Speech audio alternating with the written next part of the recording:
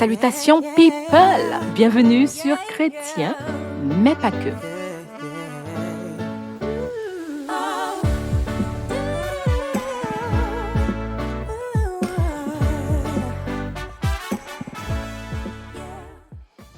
Chrétien, mais pas que, est le podcast fait sur mesure pour 3 chrétiens qui souhaitent enfin sortir de ta zone de confort, quitter ton matelas à mémoire de forme, pour le chrétien qui souhaite tout simplement décupler son plein potentiel dans tous les domaines de sa vie. Et tout ça à réaliser en une seule vie. Ici, nous parlons spiritualité, santé, finances, entrepreneuriat, relations humaines et dons et talents. Je suis Annie, ton animatrice. Je t'invite à t'installer confortablement. Nous passerons un agréable moment. Let's go!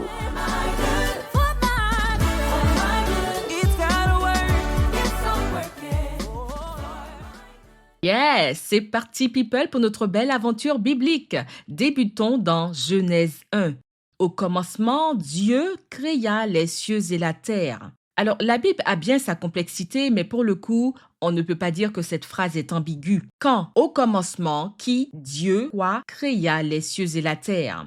Il est dit dans la Bible que la terre était informe et vide. Il y avait des ténèbres à la surface de l'abîme et l'Esprit de Dieu se mouvait au-dessus des eaux. La Bible en français courant dit « Le souffle de Dieu se déplaçait à la surface des eaux ». J'imagine qu'il y avait une certaine plénitude. C'était l'endroit idéal choisi par notre Créateur. The place to be. C'est comme choisir sa future maison. Tu vas faire en sorte qu'elle réponde à tous tes critères, que ton confort soit optimal, que ta famille soit bien dans cette maison. Il faut qu'il y ait une atmosphère de sécurité, de paix, d'amour, de bonheur. Il était de même pour Dieu. Sa création évoluerait dans un endroit choisi par lui avec discernement. Puis Dieu dit que la lumière soit et la lumière fut. Il n'est pas écrit dans la Bible, Dieu dit que la lumière soit, mais bon, des canards arrivèrent des ténèbres, coin. Non, Dieu demanda à la lumière d'exister et elle exista.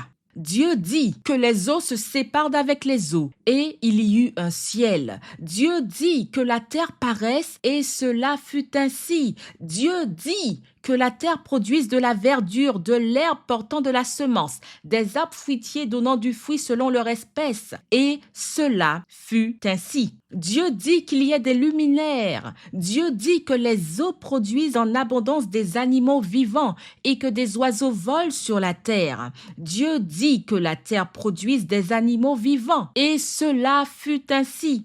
Puis Dieu dit, faisons l'homme à notre image, selon notre ressemblance. Dieu vit tout ce qu'il avait fait, et voici cela était très bon. Au commencement était la parole, et la parole était avec Dieu, et la parole était Dieu. Toutes choses ont été faites par elle, et rien de ce qui a été fait n'a été fait sans elle. Jean 1 au verset 1. Par sa parole, Dieu rassembla les éléments. Par sa parole, Dieu amena à l'existence ce qui n'existait pas. En nous créant à son image, Dieu nous transmet cette puissance à travers les mots. Des mots qui peuvent blesser, décourager, humilier, condamner, manipuler, nuire. Des mots qui peuvent tuer. Mais grâce à Dieu, ces mots peuvent aussi sauver, guérir, motiver, enseigner, réconforter, encourager. Ces mots peuvent honorer. Nous aborderons 3 aspects de la parole. Celui qui se parle à lui-même, celui qui parle aux autres et celui qui reçoit la parole. Commençons par celui qui se parle à lui-même. Connaissez-vous l'hypo-narcissique? C'est cette personne qui se dévalorise toujours. Elle n'est jamais satisfaite de ce qu'elle fait. Vous connaissez sûrement quelqu'un dans votre entourage qui se traite de tous les noms. Ah, je suis nul, je suis mort, je n'arriverai à rien. La misère du monde est sur mon dos et mon dos est bossu et ma bosse me fait mal car je suis nul, je suis mort, je n'arriverai à rien. La misère du monde est sur mon dos et mon dos est bossu et ma bosse me fait mal car je suis nul, je suis mort, je n'arrive... Et ça continue et ça continue et ça continue. Parfois, ce n'est que la trace indélébile des traumatismes de l'enfance, des souffrances du passé. 5 blessures de l'enfance ont été identifiées comme vectrices de mal-être profond. Il peut y avoir la blessure de rejet, d'abandon, la blessure d'humiliation, la blessure de trahison ou encore la blessure d'injustice. Et une fois adultes, ces personnes continuent à se dévaloriser à longueur de temps. C'est comme un volcan en implosion. Dans un article intitulé Les mots ont une vibration, l'auteur indiquait que si dans une journée, vous utilisez souvent le mot peur, vous générez une vibration de peur au travers de ce mot. Et cette vibration fait réellement grandir votre peur. Vous avez d'autres personnes qui, chaque matin, ont ce qu'on appelle une morning routine, une miracle morning, à travers des affirmations positives. Au lieu de débuter ta journée avec « je suis nul, je suis moche, ah, je n'arriverai à rien », débute ta journée en proclamant sur ta vie. Aide-toi d'Ésaïe 43, verset 2. « Si je traverse les eaux, tu seras avec moi, et les fleuves, ils ne me submergeront point. Si je marche dans le feu, je ne me brûlerai pas, et la flamme ne m'embrasera pas, car tu es l'Éternel, mon Dieu. » Proclame, proclame, proclame, ne cesse jamais de proclamer. Ces textes sacrés sont la parole de Dieu adressée aux hommes. Transformons ces paroles négatives par des paroles positives, des proclamations. Tu peux aussi créer tes proclamations matinales.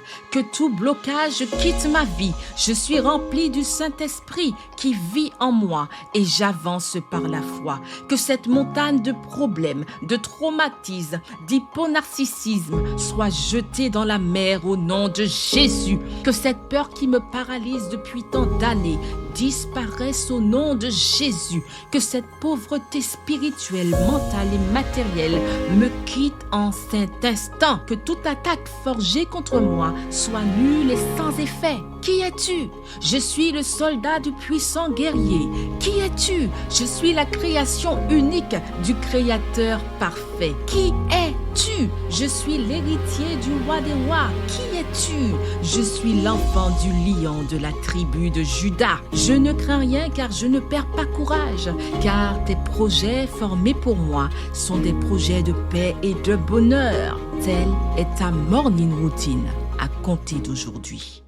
Nous avons dans la puissance de la parole celui qui parle aux autres. Matthieu 12, 37 dit « Par tes paroles, tu seras justifié et par tes paroles, tu seras condamné. » Notre parole peut laisser une trace indélébile dans le cœur de celui qui la reçoit.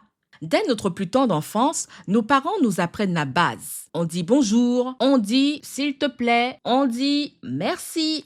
Une fois adulte, on adapte notre langage à la personne qui se trouve en face de nous. On adapte notre langage aux circonstances. On sait quand il faut parler avec amour ou avec autorité. Je m'adresse maintenant à ces personnes qui sont à l'opposé de tout ça. Ces personnes sont méprisantes, médisantes, méchantes dans leurs propos qu'elles imposent comme étant la norme de la franchise. Ah, tu sais très bien, je n'ai pas ma langue dans ma poche. Ah, tu sais très bien, je ne mâche pas mes mots. Ah, tu sais très bien, je ne suis pas hypocrite, moi. Hein? C'est à quoi qu'on devrait, nous, autres victimes, parce que disons-le franchement, nous sommes la victime de ces personnes. C'est à quoi que nous, victimes de ce genre d'individus, on devrait leur dire merci. Écoute, merci pour ton aigreur à mon égard. Mais vous êtes des aigris, priez, priez, priez. Vous avez ce complexe de supériorité, priez. Au lieu de fatiguer les oreilles de vos collègues, de vos amis, de votre famille, chaque matin, prenez le psaume 141 au verset 3. Notez-le, Éternel, mets une garde à ma bouche, veille sur la parole de mes lèvres. People, partagez ce passage. Il faut que ça tombe dans le jardin de quelqu'un. Florence Kowalski, enseignante écrivaine américaine, a dit « Les mots et les pensées sont une forme de dynamite et ils doivent être manipulés avec prudence, sagesse et compréhension. Nous manipulons la dynamite quand nous manipulons les mots. » La parole léguée par Dieu à la création est une puissance invisible, aussi tranchante qu'une épée, qui peut avoir des conséquences irréversibles dans la vie des autres. Alors, je m'adresse maintenant à ceux et celles qui sont atteintes d'une logorrhée verbale. Au travail, on s'invente une pause café alors qu'en général, on consomme que du thé pomme cannelle, du thé à la menthe. Là, on est obligé de s'inventer une pause pour pouvoir mettre court à la conversation. Et malheureusement, parfois, quand on se lève du bureau pour partir, on entend quoi? Ah ben attends, je t'accompagne. En réunion de famille, entre amis, même à l'église, même à l'église. Si ces personnes sont dans la rangée de droite, ben on se place à gauche. Ça s'arrête aujourd'hui. Priez pour une délivrance. Soyez le genre de personne qui, à peine la bouche ouverte, suscite l'attention des autres qui l'écoutent. Vous connaissez ces personnes qui parlent peu, mais qui parlent avec justesse, car elles ont compris la puissance qu'elles détenaient. Maintenant, on a celui qui reçoit la parole. Ce matin-là, j'étais super contente. J'allais pouvoir porter ma belle robe bleue pour aller à l'église. Une fois la robe enfilée, je vais regarder le résultat, bien évidemment, devant le miroir. Et là, le grand désappointement. Je paraissais, alors peut-être que j'avais pris quelques kilos en trop, mais ce n'est pas le sujet. Je paraissais super gonflée dans la robe bleu ciel. Vous connaissez ce tissu organza. Quand tu portes ce tissu organza, à coup sûr, ça te donne au moins 10 kilos en plus. On dirait un nuage perdu sur terre. Et vous savez, quand vous êtes petite, la perception des choses est limitée à votre jeune âge. Quand j'ai été dans le salon avec une tête désespérée, désemparée, ma mère, qui était déjà prête quand même, s'écria « Waouh, elle est belle !» De nuages perdus échoués sur terre, je me suis moi-même sentie légère sur un joli nuage. La puissance de la parole qu'on reçoit. Quand tu reçois une parole agréable, un compliment désintéressé, comment réagis-tu? Ta posture change. Tu te redresses avec une certaine fierté. C'est humain. Cette parole peut influencer tes actions, voire même tes propos pour le reste de la journée. Par contre, quand tu reçois une parole blessante, une provocation, moquerie, indélicatesse, comment réagis-tu? Ce jour-là, tu as décidé d'accompagner ton cher et tendre l'amour de ta vie, les étoiles de ton cœur, les papillons dans ton ventre. Tu as décidé d'accompagner ton époux à une conférence. Il est passionné des nouvelles technologies. Après la conférence, vous échangez avec les autres participants. Et là, vous avez un participant qui vous pose la question. Alors dis-moi, qu'est-ce que tu as pensé de la conférence aujourd'hui? Et là, vous avez votre cher et tendre l'amour de votre vie, les étoiles dans votre cœur, les papillons dans votre ventre. Qui prend la parole? Ah non, non, vous lui demandez ce qu'elle pense des nouvelles technologies, mais, mais non, sa seule passion, c'est les fourmis. Donc là, elle ne pourra pas répondre, elle ne fait que m'accompagner. Toi qui reçois cette parole, comment réagiras-tu? Aujourd'hui, c'est ta journée farniente. Vraiment, c'est une journée off pour toi. Tu ne travailles pas, tu n'as pas de courses à faire. Bref, tu es à la maison tranquillou. Et là, tu as un ami, tu as ton pote qui t'appelle. Et bro, tu peux venir m'aider parce que là, j'ai un souci avec ma voiture, mais j'ai un entretien à passer. Est-ce que tu peux m'accompagner? Tu te dis, waouh, ok, d'accord, j'arrive. Il est à 1h30 de chez toi, il n'y a pas de souci, tu y vas. Quand ton ami rentre dans la voiture, il te dit, tu as la voiture, ça fait déjà 15 ans, change ta voiture. C'est quoi, t'es fauché ou quoi? Alors toi qui reçois cette parole, comment réagiras-tu? Il est 12h30, vous allez au restaurant d'entreprise pour déjeuner. Donc là, tu choisis ta petite salade, ton plat de résistance, et là, tu as de jolis desserts qui sont devant toi. Tu optes pour la tarte à la fraise. Et là, tu as un collègue, genre passif-agressif, avec le sourire. Ce collègue te dit bien fort: non mais t'as pas un peu grossi là? Dépose la tarte, prends la pomme verte. Toi qui reçois cette parole, comment réagiras-tu? Quand on se retrouve à la place de celui qui reçoit les paroles, plusieurs paramètres sont à prendre en compte pour adapter sa réponse. Sa maturité d'esprit, les circonstances, la relation qu'on entretient avec cette personne. Vas-tu répondre avec de l'humour, de la diplomatie? Vas-tu t'abstenir et garder le silence? Petit aparté sur le silence. Sachez que le silence ne veut pas dire acceptation ou intimidation. Bien souvent, on garde le silence parce que c'est un signe d'élévation. Vas-tu juste t'éloigner ou seras-tu radical dans ta réponse? Tu vas sûrement te reconnaître dans cette phrase. Annie, moi? Non, je ne garde pas de monnaie. Je te remets la monnaie de ta pièce. c'est humain. Mais dans ces circonstances, faisons attention à la réponse que l'on donnera, car là, on prendra la place de celui qui parle, et non plus celui qui reçoit, mais celui qui parle. C'est un travail de toute une vie, on sait très bien que ce n'est pas facile. Parfois, il faut composer avec la fatigue, il faut aussi composer avec le stress. Mais gardons Proverbe 21 au verset 23 en tête. Celui qui veille sur sa bouche et sur sa langue préserve son âme des angoisses. Prenons 5 principes à appliquer. Le premier serait de ne pas reproduire le schéma négatif qu'on a reçu dans notre enfance. Faisons en sorte de bien gérer nos émotions. Réfléchissons avant de parler. On connaît tous cet adage qui dit « Tourne ta langue 7 fois dans ta bouche avant de parler ». Ayons une parole claire et cohérente. Et le 5e principe est de demander à Dieu la sagesse et le discernement quand nous utilisons ce pouvoir. Si nous ignorons le mal causé dans la vie des autres à cause de nos paroles, demandons à Dieu de pardonner nos maladresses commises par omission. Ça peut arriver, tu discutais très bien avec une connaissance et soudainement, la personne ne te parle plus. Tu ne sais plus pourquoi. Bien souvent, c'est une parole que tu as dit, mais que la personne n'a pas compris. Nous verrons au cours de notre aventure biblique comment Dieu utilise la puissance de la parole pour guérir les malades, enseigner, chasser les démons, accomplir des miracles. Ce cadeau offert par notre Créateur est trop précieux pour être négligé. Utilisons-le à bon escient pour impacter positivement la vie des autres. Prions. Père Céleste, nous te remercions pour la puissance de la parole que tu nous as léguée à la création. Nous prenons conscience qu'en l'utilisant, nous pouvons causer de la peine envers celui qui la reçoit. Que notre parole soit un parfum de bonne odeur et qu'elle apporte de l'amour, du soutien et du réconfort. Restaure-nous à cause des blessures du passé. Que l'on prenne conscience, Seigneur, de notre valeur.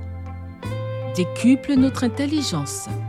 Affine notre discernement. Accroît notre sagesse. À toi soit le règne, la puissance et la gloire au siècle des siècles. Amen.